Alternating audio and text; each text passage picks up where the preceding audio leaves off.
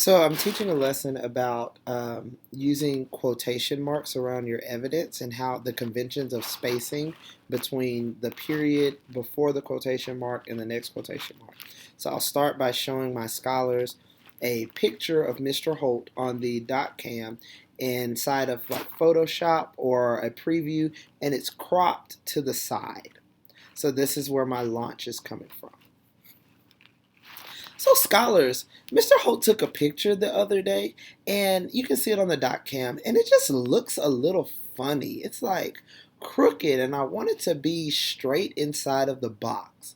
So, I'm going to hover my mouse over. Oh, I see that there's a way that I can rotate it. Let's see how this goes.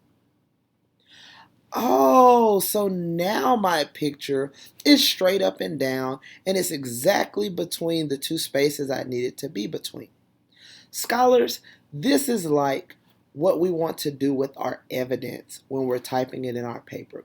Our evidence needs to be squeezed perfectly between our two sets of quotation marks. Let's look at our exemplar. We'll read the exemplar.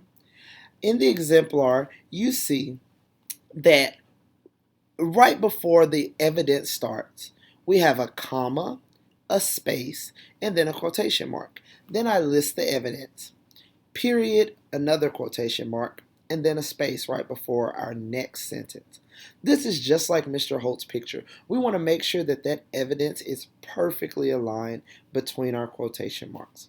So the things that strong quotations include are an introduction to the quotation, quotation marks at the start and end of the quotation, of the evidence, a punctuation mark at the end of the quotation, and a space between the quotation and the next sentence.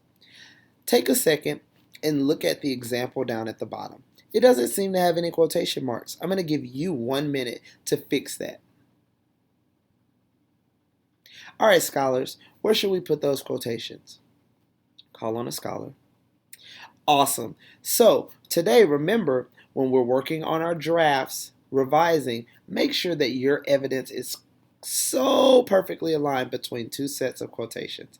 All right, let's draft. Go.